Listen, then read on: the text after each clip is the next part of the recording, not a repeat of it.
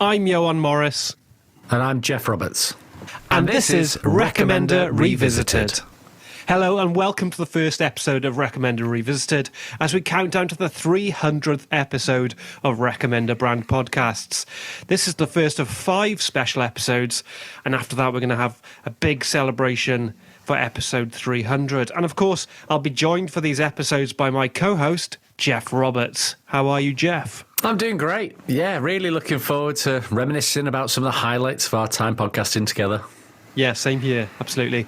Just a quick bit of housekeeping before we get started, and frankly I'm getting this out of the way so we can just continue with the rest of the series without it hanging over our heads.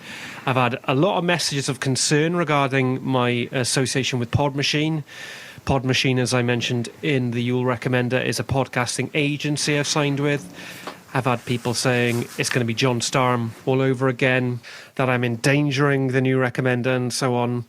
Listen, I understand your concerns. However, Podmachine is not John Starm. This is a dedicated podcast platform. It's a completely professional arrangement, and it's about retaining the new audience that the Starm swindle brought in, and intellectual property and distribution and that kind of thing. It's boring stuff, to be honest. It's got nothing to do with the creative side of things. And I've been asking for advice from everyone on this, including you, Geoff, haven't I? Yeah, I'm aware of Podmachine from the marketing world, and they've got a good reputation. From everything I've heard, they do right by their clients, and they do what's right for the shows that they represent, which is all we want. Yeah, agreed. And I've also been getting advice on a personal level from my girlfriend, who, as I mentioned previously, works for a university in the psychology department. So to the people who claim to be concerned about me repeating past behaviours, okay, I'm on top of it. One thing that has changed since the Podmachine deal is that we've had to say goodbye to Dave PA. We wish him well in his new endeavour, DPA Sound. Good luck with that, Dave. But I have said this to his face, so I don't mind saying it here. He's going to need luck with the rates he's charging now. And yes, I am a little bitter that the Starm swindle is the reason he's been able to do what he's doing. But you live and learn. Right then, on with the show. Yes, so here's how the Recommender Revisited is going to work. Over the next 5 episodes, we're going to highlight 5 former guests who we feel epitomise the brand. What we've done is to send those people their choices from a few years ago and ask them whether they would still recommend them. They'll be contributing audio clips discussing their choices, and after we play those, we'll have our own discussion about the original episode, the guest, and their choices, and all of our memories from those times. So, we're starting big, aren't we? Oh, we certainly are. We're going to be hearing from our guest from episode 100 of the Recommender, none other than Ioan Holmes. Oh, fantastic. Ioan was our first milestone guest, and he did not disappoint. So let's crack on. Smelling crack, C-R-A-I-C there, with the first clip. He's going to tell us what he chose for the first of his 5 choices, and then he's going to say whether he still agrees with that choice. I haven't listened to any of these clips yet, so these are going to be first-time reactions you're hearing. And off we go. Oh, I'm not hearing that on my end. I can hear it. You can hear that clip?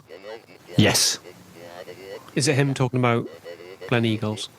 Yeah, he's just on the bit about the hotel and the breakfast. And do you want me to repeat what he's saying? No. Because if you can hear it, that means it's coming through. So, well, I can see when it's going to end. Yeah. 10 seconds, and you just lead off. Our response, and I'll go off what you say, if that's all right. Right. Okay. And there we go. Ioan talking about Glen Eagles there. Yeah, still loves it, doesn't he? It was highly recommended a few years ago, and still waxing lyrical about it today, isn't he? He says he's been there recently and, loving it. It's one of the great golf courses, clearly, but not just the golf course. He loves it's the 5-star hotel that he really can't get enough of. I mean, if you mentioned those black puddings once at the breakfast buffet. Who can forget the black puddings? That podcast could have just been black puddings, I'm really sure. But yes, as you say, He likes it, and he still likes it. And I just assume Glen Eagles is a good golf course because I've heard of it. Yes, absolutely. No, I've dabbled in a bit of golf. I've not been fortunate enough to play up there. I feel I've heard it's a very, very expensive green fee you've got to pay, and I'm sure the hotel doesn't come cheap either. But they do very well with the American trade, so I believe. And yeah, it's meant to be, as the golf would say, a great track. It's meant to be right up there. It literally is right up there, obviously in Scotland. But in terms of golf courses around the whole UK, it's definitely one of the top ones. So you can understand why it is so highly recommended by Ioan. He has literally earned the right to play on that course through his very successful broadcasting career. Okay, then let's play the next clip. No, still not working for me. No, I can't hear that now. Oh, jeez. What have I done? I did try and change something there after the first one. I couldn't. Am I faded up on it? Oh, no. No. This one's about his Bosch robotic lawnmower. So if anything is coming to mind, Just trying to remember what he said previously. So I'll say something first, and if it comes to mind, by all means, bring it up. Here we go. Ioan there talking about his Bosch robotic lawnmower. Bosch. Well, exactly. He still loves that thing, and if it's lasted, then he has been maintaining it. To have a good bit of kit, like that for this long, and to keep it going, it'll be out there in the wind, the rain, the snow, the good and the bad. To still be ploughing on, well, not ploughing, but mowing on is obviously it's credit to the build quality, but also credit to Ioan. A man is only as good as his tools, and things. They're not always easy to maintain, are they? Lawnmowers, marriages, yeah. To a certain extent. With these kind of products, they build in an obsolescence, is what they call it, So that happens in other areas as well, Some things are only going to last so long. That's what I told him. But let's move on to number 3. Is that still not coming through for you?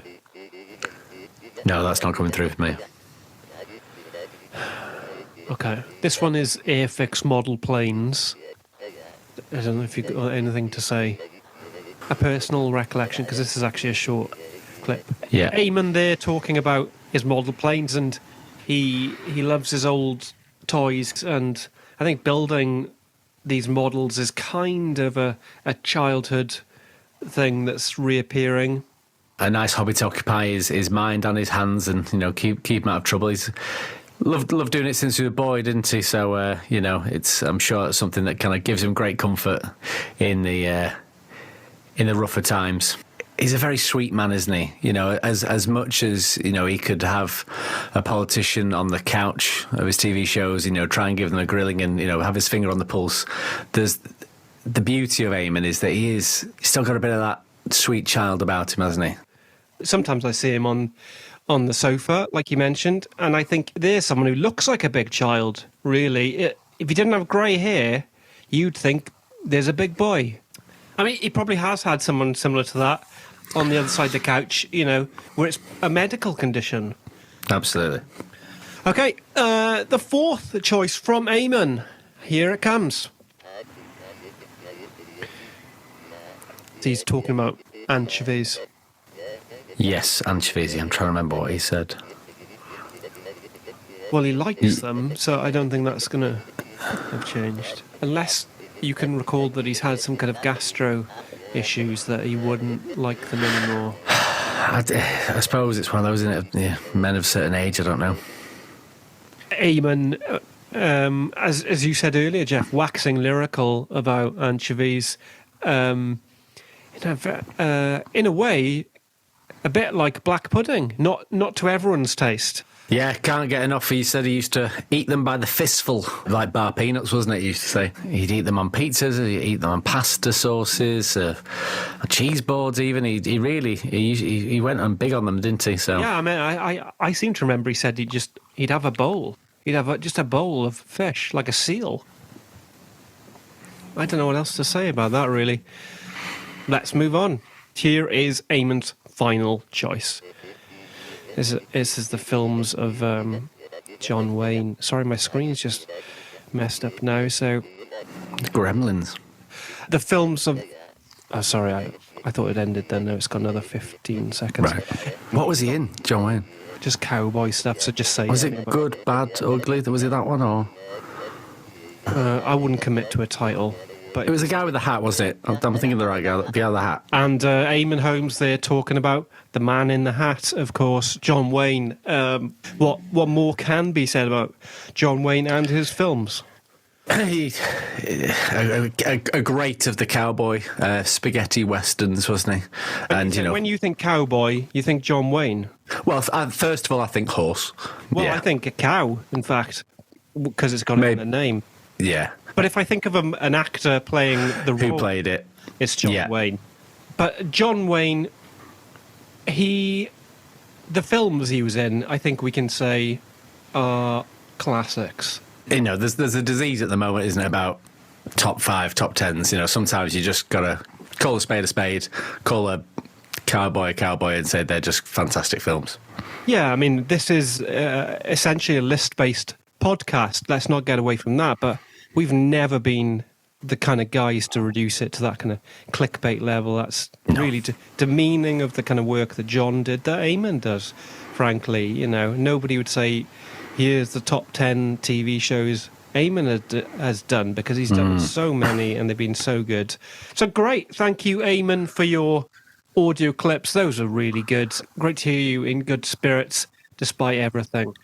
And we will be back next week with another guest who I'm not going to tell you about right now. It's going to be a big surprise, but it is a big surprise. Let me put it that way. Be worth the wait, that's for sure. That's certainly true. Okay, goodbye for now. Bye-bye. New Recommender is a Pod Machine podcast produced by High Quality Content, presented by Ioan Morris and Geoff Roberts, sound engineering by Ioan Morris.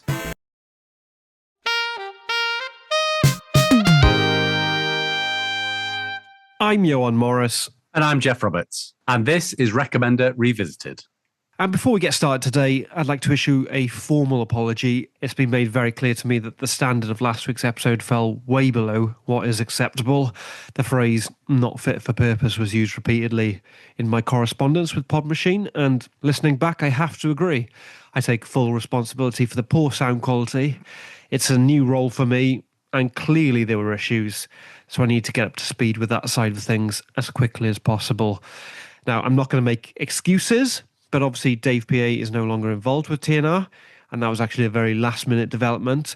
And Geoff, when you signed on to be the co-host of this run of episodes, one of your requests was that the episode be recorded remotely, which I agreed to. So I'm not blaming you for that. It's just it's another thing I have to think about when I should be focusing on the content. No, I understand that. That's just how it has to be right now, with me being so busy at work. Yeah, that's the reality of the situation. Fingers crossed, though, that what you're hearing right now is a significant improvement on last week, and it won't be something we have to worry about for the rest of the Revisited run, and especially not for the 300th episode. Well said. Well said. Right, Lynn, let's move on. We hyped up today's Revisited guest as being a very big deal, you might remember. However, unfortunately, due to the response to last week's episode, they've chosen to pull their audio clips. They made it very clear that those were not to be played. We have still got an episode to put out, so we've worked out a way to get around that. Yeah, what we're going to do is read this person's previous choices, and we're going to guess whether they would stand by those choices. You may notice we're not using that person's name. We've been told we're not allowed to do that either. But I can tell you that their first appearance came in episode 158, and that they used to be married to Dawn French, so you can probably put the pieces together. This person's choices were the Hawthorns, which is a football stadium where West Bromwich Albion play, the novel Small Island by Andrew Levy, Maltesers, the orchestral works of George Walker, and the Elvis Presley film Jailhouse Rock. Do we think this person still likes the Elvis Presley film Jailhouse Rock? Well, it's I think it's a film, and Elvis Presley as himself is somebody that you either love him and you're always kind of into him and you always will be into him, or you're not. So I can't see him change his mind. I agree. It's kind of a binary state of affairs, isn't it, with Presley? That's it. I personally, I'm not, and I've seen the film. I wouldn't rewatch, but again, you're either sold or you're not. So onwards and upwards. Yeah. Okay, then the orchestral works of George Walker. I can't say I'm an aficionado. If someone played a bit of music and went, "That's a Walker," That's George Walker. Yeah, I'd have to take their word for it. I suppose it'll have its audience, it'll have its following, but we're clearly not those type of people. Nothing against those type of people, just put that out there. Maltesers. I'm pro Maltesers, I would say. I think some of their advertising is questionable. You'd know more about that than me, of course. But that's never been a factor in my decision making when it comes to buying a small packet for myself or a Christmas box. They're not my first choice, let me put it that way. But if somebody offers me them, I'm thrilled. It's one of those chocolates, isn't it, that you don't have very often, but when you do, you think, oh, yeah, now I remember. This is some bloody good stuff. I enjoy sucking them until they relent. And you have to put a lot of mouth pressure, like serious amounts of mouth pressure in, and you squeeze your tongue up into the roof of your mouth, which eventually breaks through the chocolate, and then the honeycomb gives in, and then you get that breakthrough. And then unfortunately what happens at that point is you actually start getting like a roughness to the roof of your mouth. So there's a point where you've got to know when to stop that and just enjoy a munch and a crunch. That's quite interesting. There's almost a risk aspect to it. Which I'm sure that's what, we can't see his name coming, but I'm sure that's what he was going for himself. Yeah, the thrill of living on the edge. Andrea Levy's Small Island. This was my favourite book of that year. As I recall, you liked it as well, Geoff. Well, yes, I was very much influenced by yours and our guests' recommendations on it, and I gave it a read. And yeah, I can't profess to be the best and biggest reader in the world, but that certainly was one that caught my imagination and really got me going. And I didn't see that twist coming at the end, but who did? Well, I've told people you'll never guess the twist at the end. And often they are offended that I've even told them there's a twist at the end. But they don't guess the twist at the end, and that's the real twist. They don't. Small Island, big twist. That would have made a great tagline. Maybe they can do it for the next edition. Finally, we've got the Hawthorns, which is a football stadium where West Bromwich Albion play. You hear about these clubs and you just assume that that's who the people who live there support. And there's no further interest. Why would you take it further than that? I've been to some stadiums for concerts, musical concerts, and the Hawthorns is not one of those that you see coming up, when Taylor Swift is here. That's not somewhere I've ever seen as an option to go and see that kind of artist. So that's the only way I can judge it. And obviously, I've been to some football over the years. You don't really hear great things about the Hawthorns outside of perhaps people who go to the Hawthorns. So I don't know what that tells you. West Brom have not been pulled up trees since we recorded that, 158 episode. If anything, they've been going down and down and down in their performances. So whether it's still quite the place of passion and fun times for the guests, I don't know. I don't know how much of a diehard he was. So you don't think he would recommend it anymore? That's interesting. Potentially. I think sometimes men of a certain age as well, they seem to very much kind of like to live in an era where the hair was long and the shorts were short type of thing.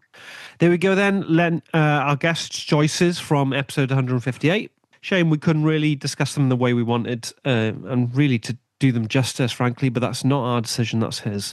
And hopefully things will be on track again next week. But at this stage, I just don't want to make any promises. Yeah, I think that's probably for the best. All right, we'll see you next week. Ta-ra. New Recommender is a Pod Machine podcast produced by high quality content, presented by Ioan Morris and Geoff Roberts, sound engineering by Ioan Morris.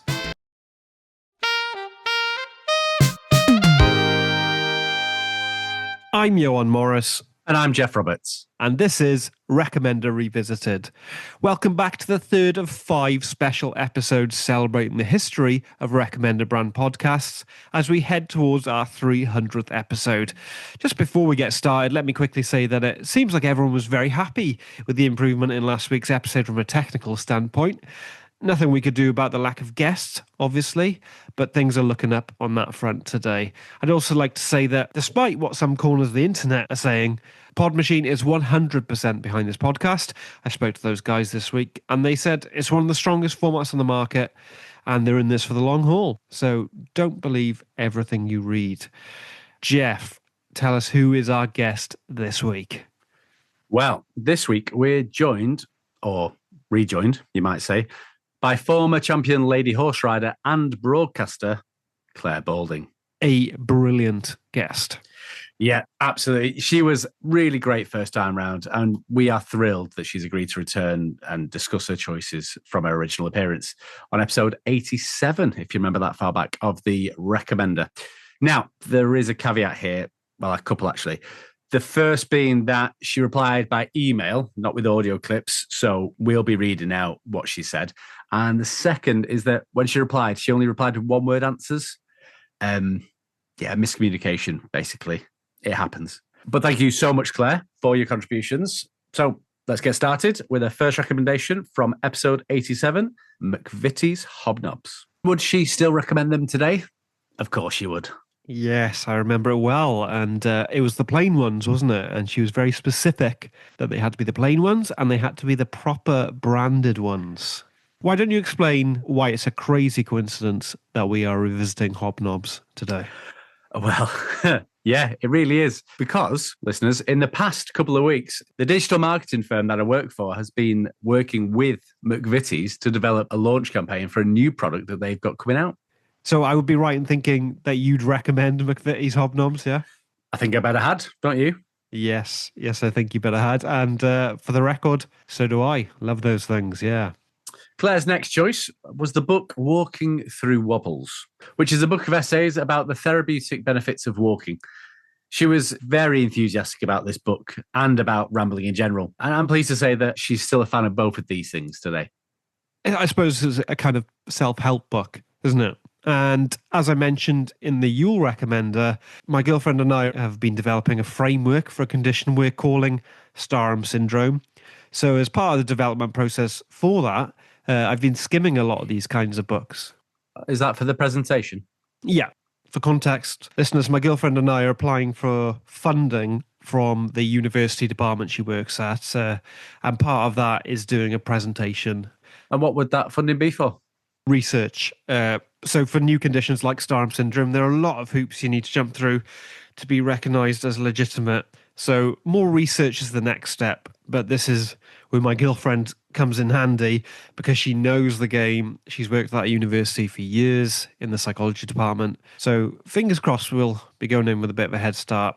Anyway, these kinds of books are something I now know a lot about. Some of them contain some very dubious and I would say unscientific claims.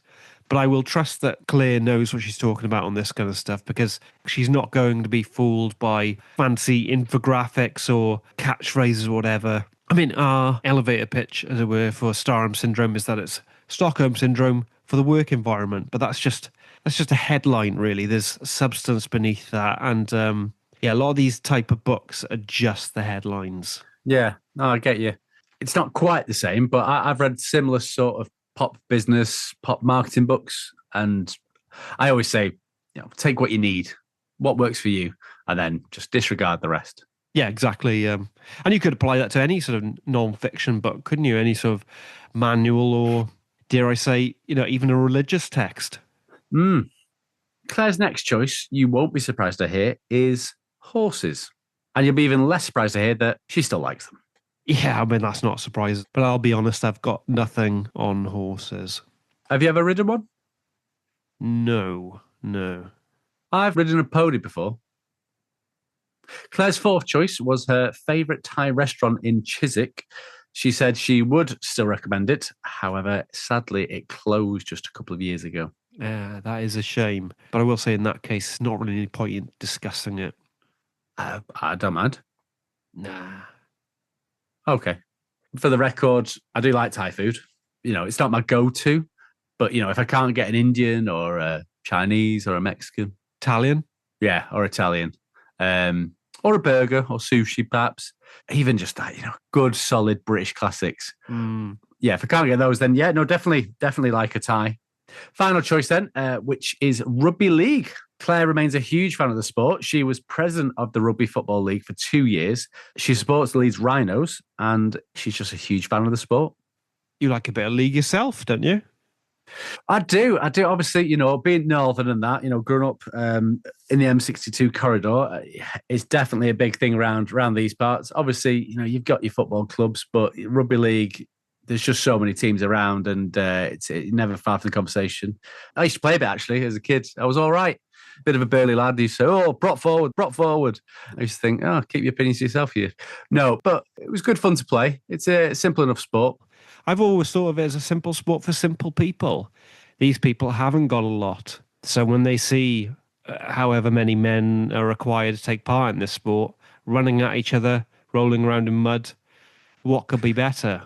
That's it. And I suppose, yeah, historically, after a week's work down in the darkness of the pit, a little bit of joy on a Saturday afternoon watching 26 chaps beat living daylights out of each other's, it's perhaps all you've got to live for, isn't it? I don't know why Claire's such a big fan. I can't remember. Did she mention it on the episode? She's a big sports fan in general, isn't she? But there's obviously something, I think there's an honesty, like we say, to rugby league, which she particularly enjoys. Yeah, she is a hearty woman. And from everything I'm told, rugby league is a hearty sport. Indeed. So thank you, Claire Boulding. Next week, we're joined by one of my best friends, Richard Taint, and I can't wait for that. Yeah, should be a good one. Bye for now. Bye-bye. New Recommender is a Pod Machine podcast produced by high quality content, presented by Ioan Morris and Geoff Roberts, sound engineering by Ioan Morris.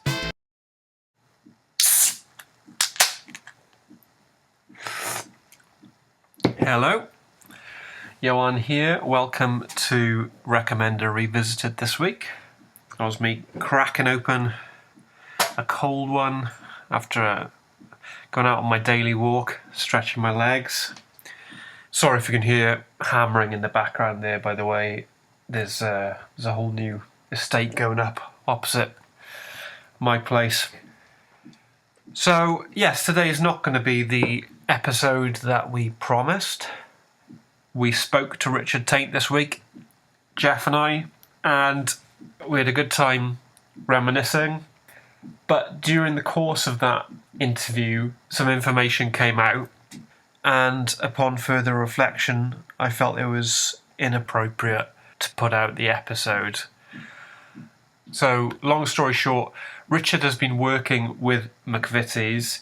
He is now one of their recipe development chefs, whatever they call it, and that is how Geoff's marketing firm got involved with McVitie's, I think, through that connection. That's fine. That's not what I would consider a kind of conflict or anything like that. But what changed my mind was that Geoff has now been brought in to do a similar role himself. He's going to be contributing to that side of the business because of his background with Tray of Sunshine and just sweet baked goods in general, I suppose. I mean, it's a great side hustle for Geoff. That's not a problem. I'm thrilled that he's got that going on. But what it then does do, I feel, is cross over the line into a kind of advertising. And my position has always been that's a no-go area. And so I've decided that the interview with Richard will not go out. I've told Geoff, of course, told Richard, they get it. Richard was disappointed. And Geoff was obviously very disappointed too, but he's very busy with work at the moment. That's,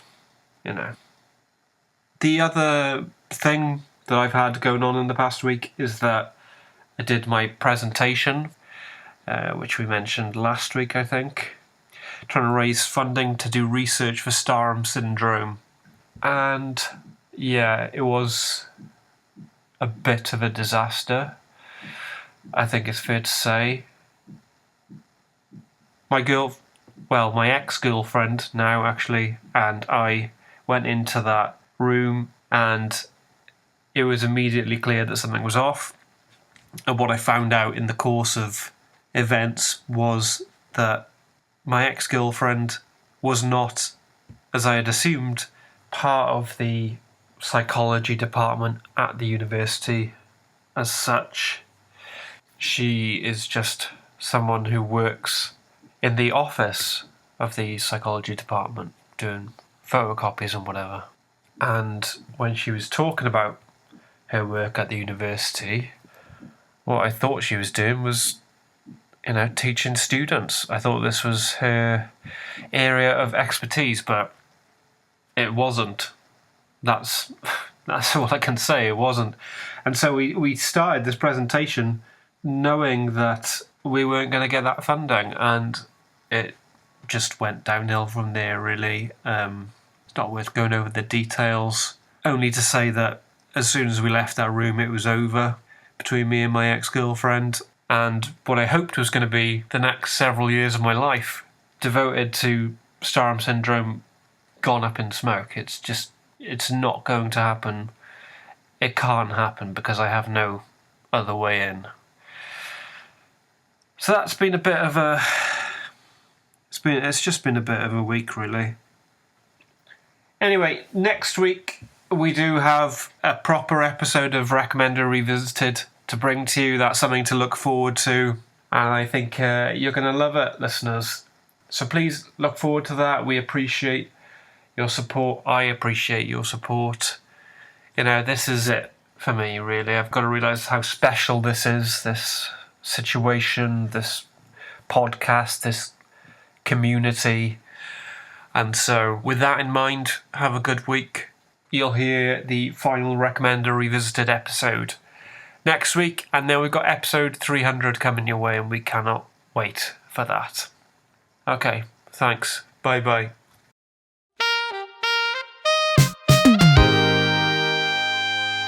I'm Ioan Morris. And I'm Geoff Roberts. And this is Recommender Revisited. Yes, this is the last of our 5 revisited episodes before the big episode 300 special next week.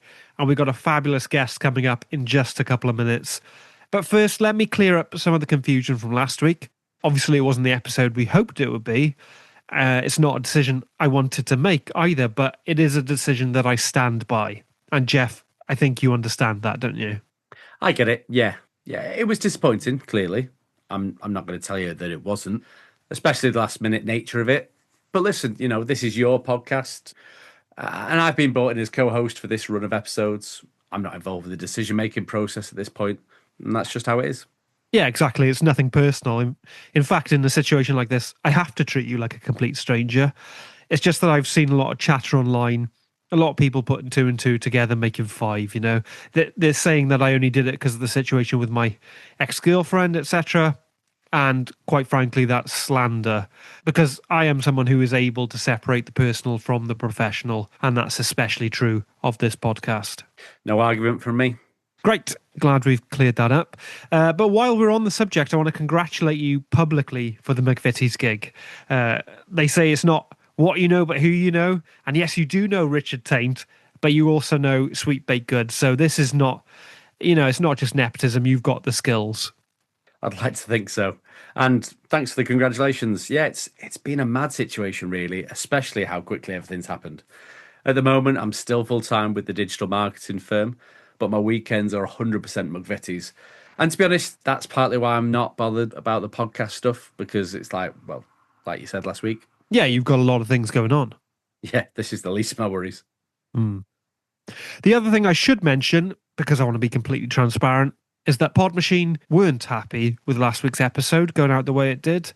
Episode 1, they said, was a mistake, but episode 4, in their words, was me taking liberties.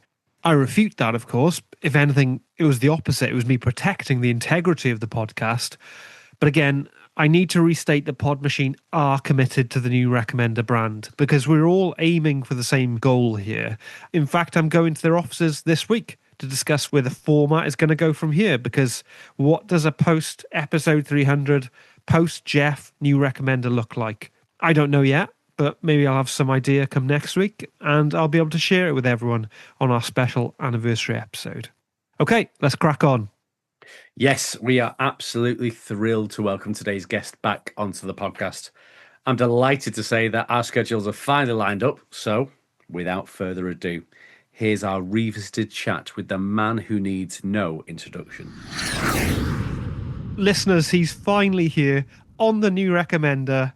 It's Ainsley. Doesn't even need a surname. Thanks so much for joining us and welcome to the show. Isn't it amazing that you can actually be identified with one name? You know what I mean? Just Ainsley. I've never really thought about it much, but people do say Ainsley, and they kind of think it's me. So yeah, good. I've been looking forward to doing this with you actually, because I've known you've done loads of other people before. Oh, here we go.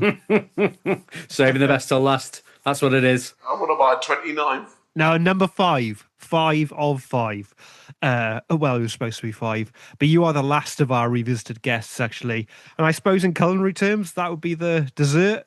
But the reason you're number 5 is because you made 5 previous appearances.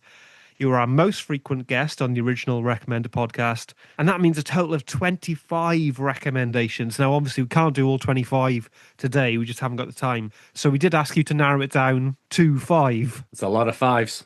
It's all of the 5s today, yeah. But you did say you struggled a bit. So how many did you send over in the end here? 4 out of the 5. That's right. Yes, that's right. I've got 4 here.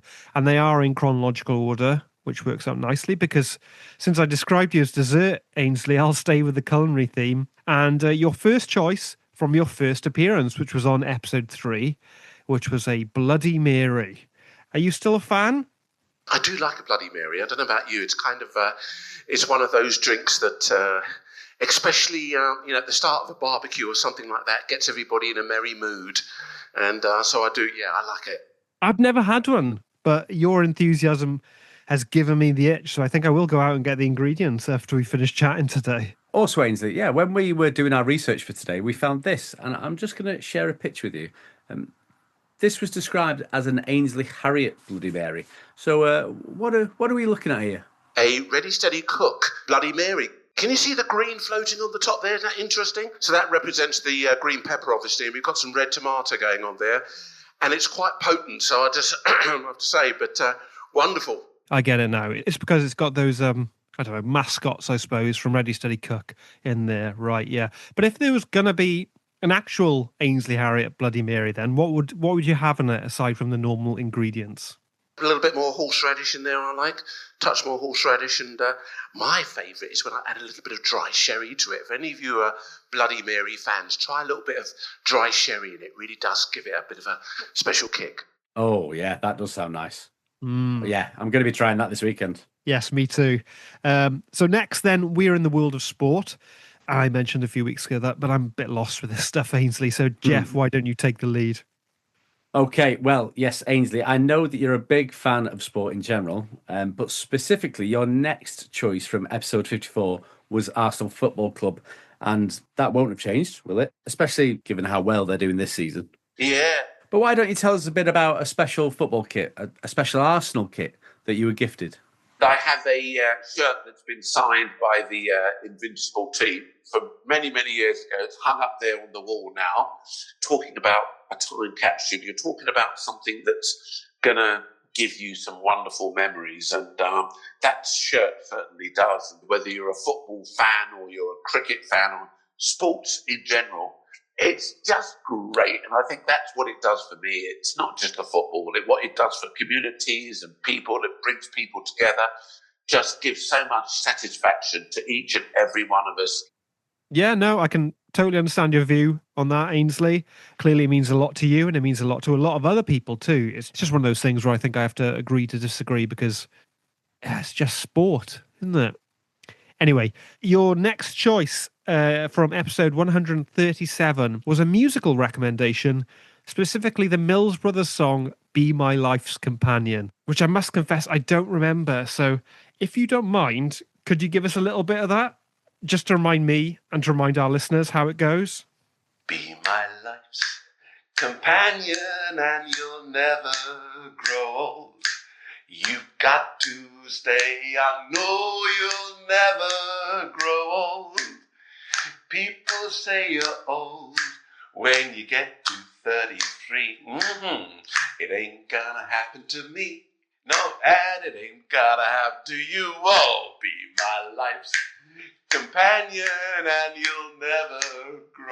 There you go. Oh, that is Wow. brilliant. Wow. Oh, that was fantastic. Wow. I remember you saying that was a song that your mum would sing. And music, it's just one of those things, isn't it?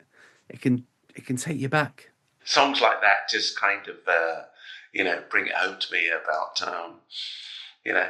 special moments, I suppose. Special moments and special memories, no doubt. Mm. Your final choice then from our 200th episode is, dare I say, a little less profound, and it was fish pie. So is that something you would still recommend? You can't go wrong with a bit of fish pie, can you? There's something about, even if the fish is not quite right, it's camouflaged in mashed potato. So you kind of, that, it's all right. As long as it's crispy on the top, a bit like a rice pudding, really. I think that's probably all there is to say about that, really, isn't it? It is what it is. Let's put it that way. But 4 great choices, all of them so personal to you. They really say so much about you. Oh, agreed. Yes. If someone asked me whose choices those were, I'd know immediately. One last thing I want to address is that I mentioned in the final episode of The Storm Swindle that things between me and Ainsley hadn't been great.